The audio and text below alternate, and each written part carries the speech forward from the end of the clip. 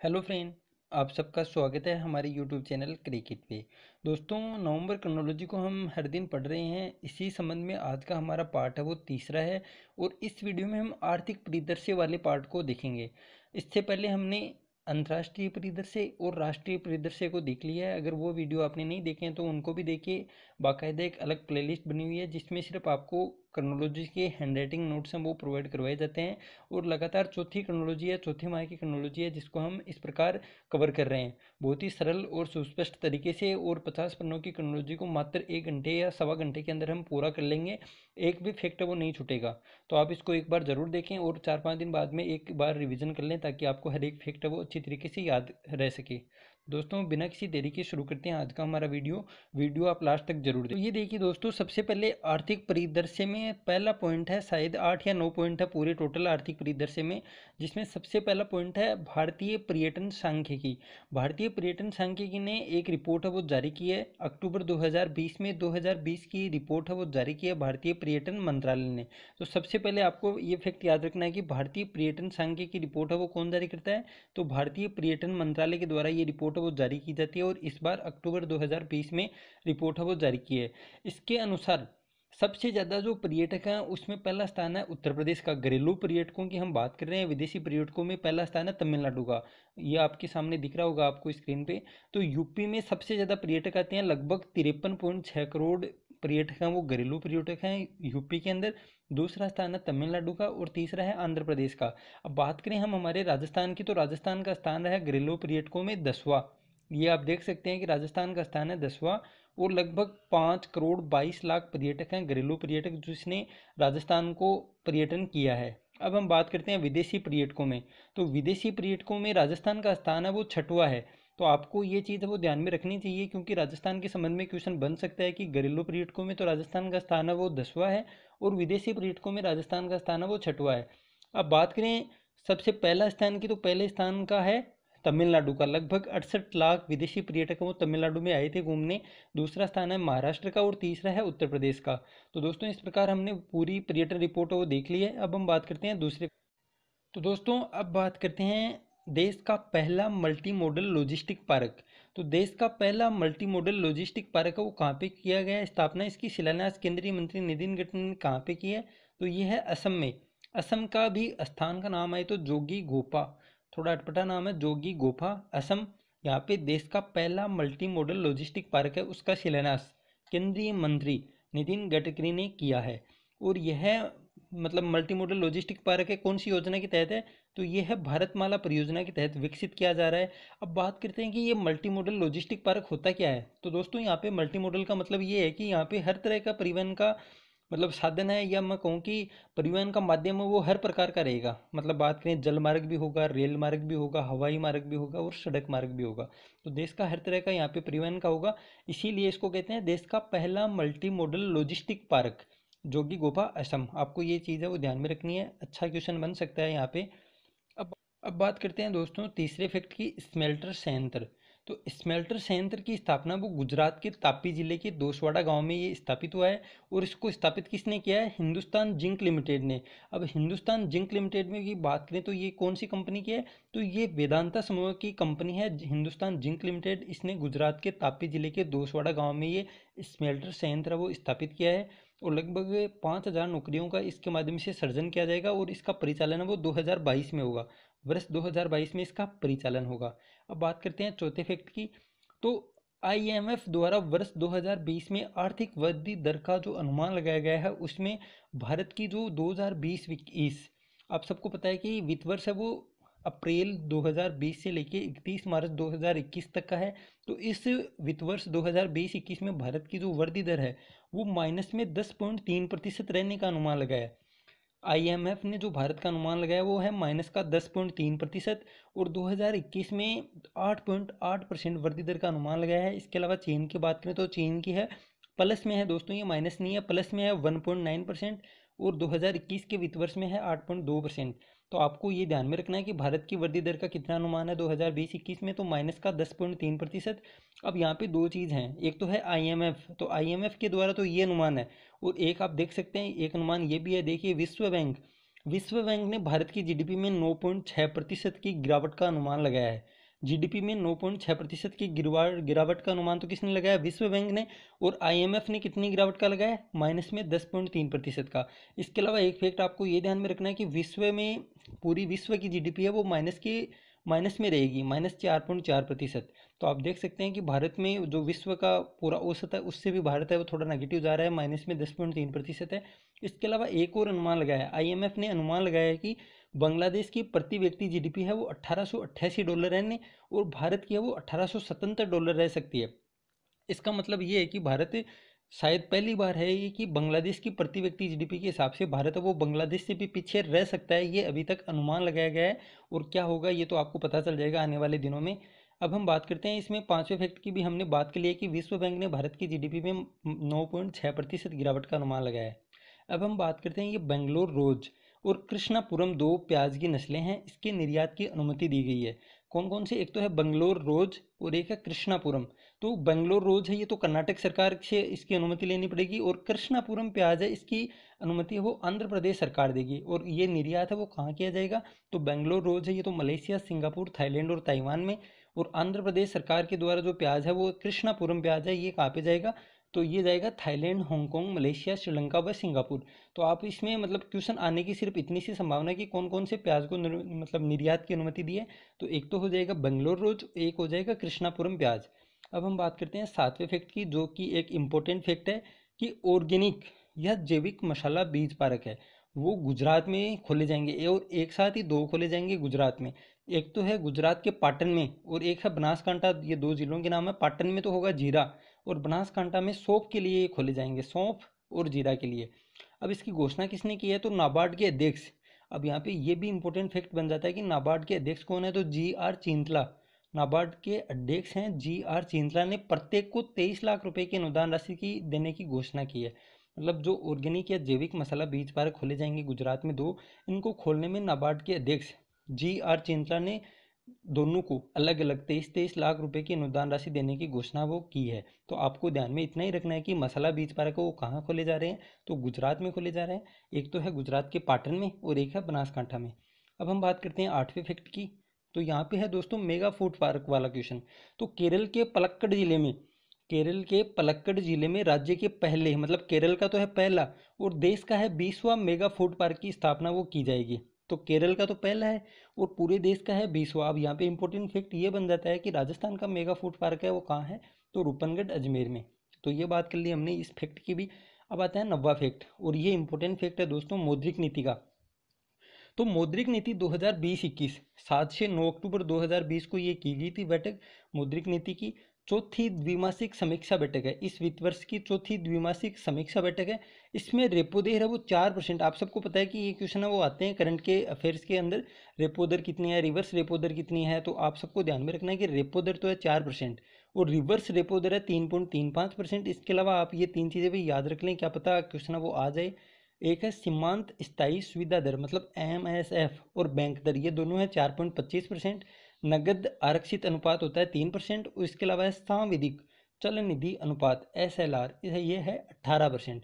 तो SLR तो है 18%, नगद आरक्षित अनुपात है 3%, बैंक दर है वो 4.25%।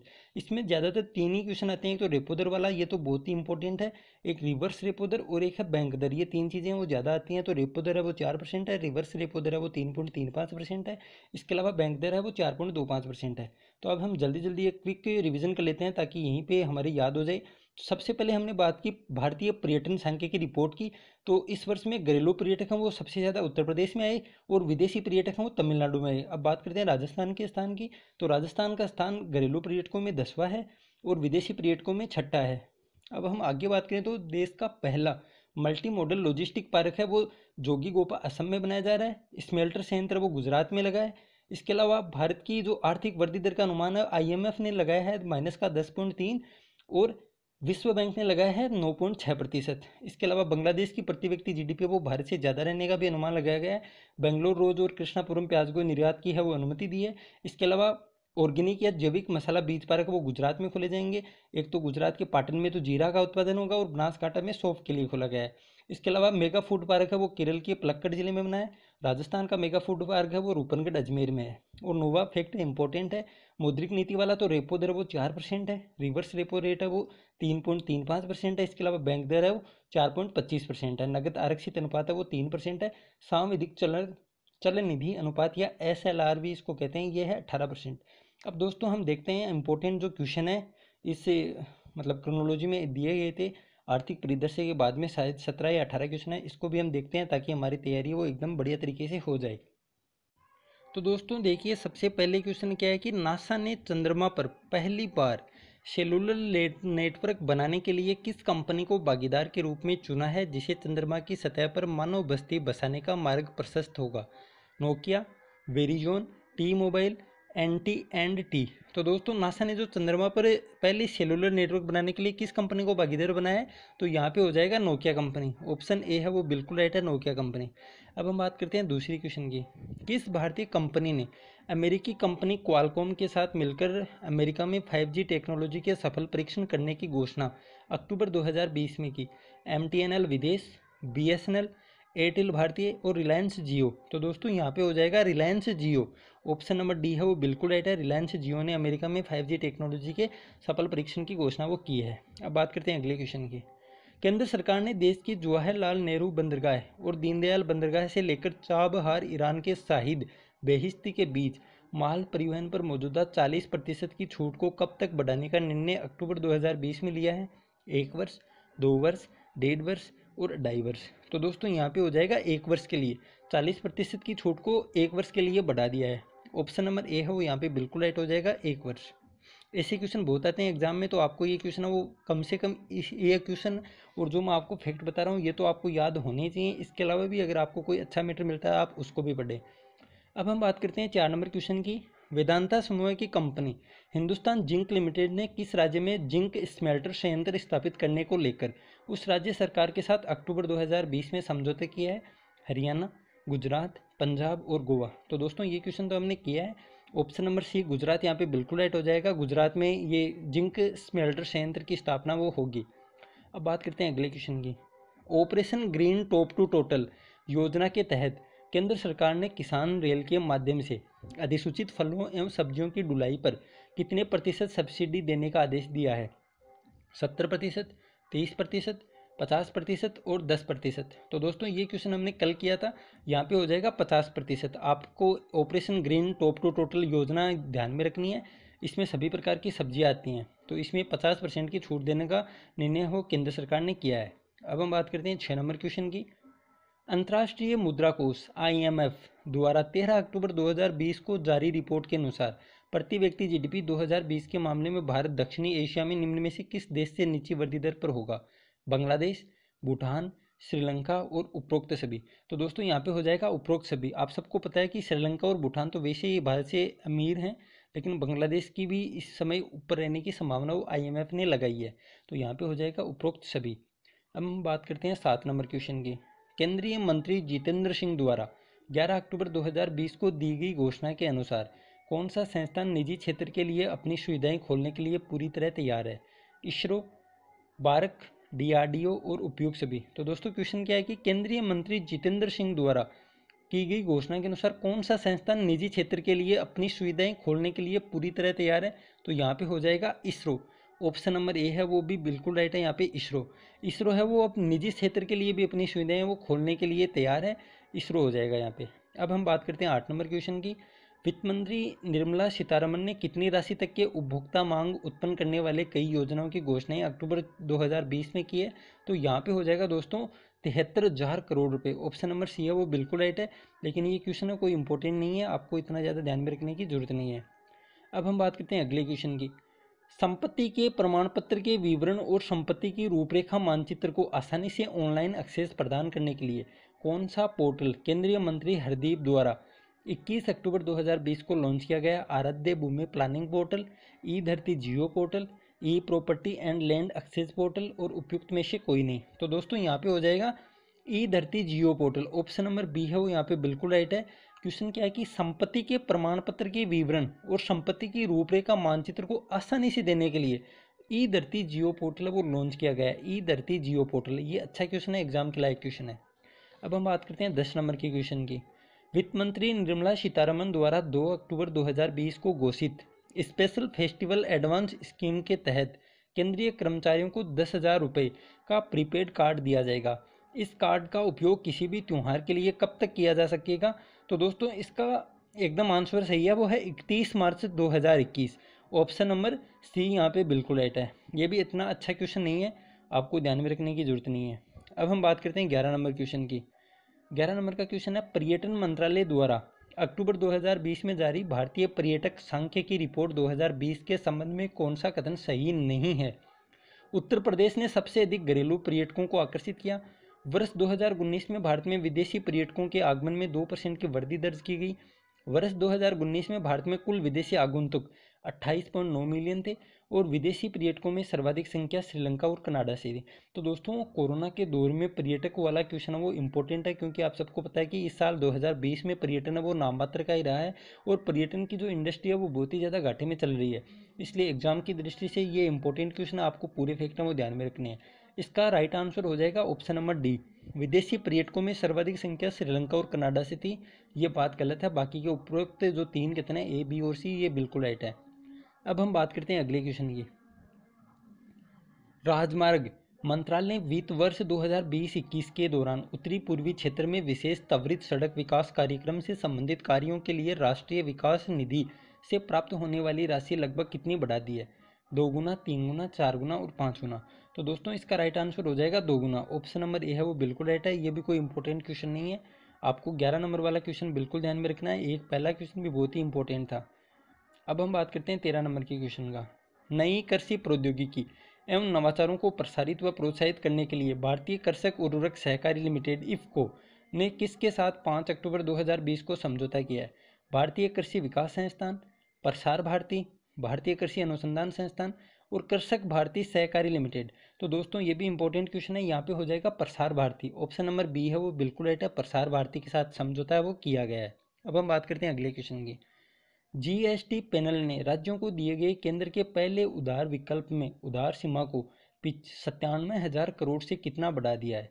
1.1 लाख करोड़, 2.1 लाख करोड़, 1.8 लाख करोड़ और 2.8 लाख करोड़। तो दोस्तों इसका राइट आंसर हो जाएगा 1.1 लाख करोड़ रुपए।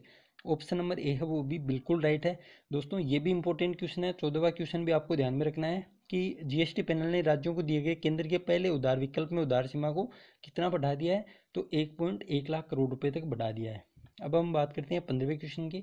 देश में पहली बार हींग की खेती के लिए किस राज्य में कार्य शुरू किया गया है? उत्तराखंड, सिक्किम, जम्मू कश्मीर और हिमाचल प्रदेश। तो हींग की खेती के लिए किस राज्य में कार्य शुरू किया गया है? तो यहाँ पे हो जाएगा दोस्तों Himachal Pradesh. Option number D है वो बिल्कुल राइट है। अब हम बात करते हैं 16वें क्वेश्चन की। विश्व आर्थिक मंच एवं गाइडेंस संयुक्त रूप से देश में पहली तरह का अपना AMHUB एडवांस मैन्युफैक्चर हब किस राज्य में स्थापित करेंगे? केरल, तमिलनाडु, उत्तर प्रदेश और मेघालय। तो दोस्तों इसका आंसर हो जाएगा तमिलनाडु। ऑप्शन नंबर सी है वो बिल्कुल राइट है, तमिलनाडु। क्या चीज़ है कि विश्व आर्थिक मंच और गाइडेंस संयुक्त रूप से देश में पहली तरह का एडवांस मैन्युफैक्चर हब वो किस राज्य में स्थापित करेंगे? तो ये हो जाएगा तमिलनाडु में। अब हम बात करते हैं 17वें क्वेश्चन की। विश्व बैंक द्वारा 7 अक्टूबर 2020 को जारी द्विवार्षिक गरीबी और साझा समृद्धि रिपोर्ट के अनुसार कोविड-19 के कारण विश्व में वर्ष 2021 में गरीबों की संख्या कितनी हो सकती है?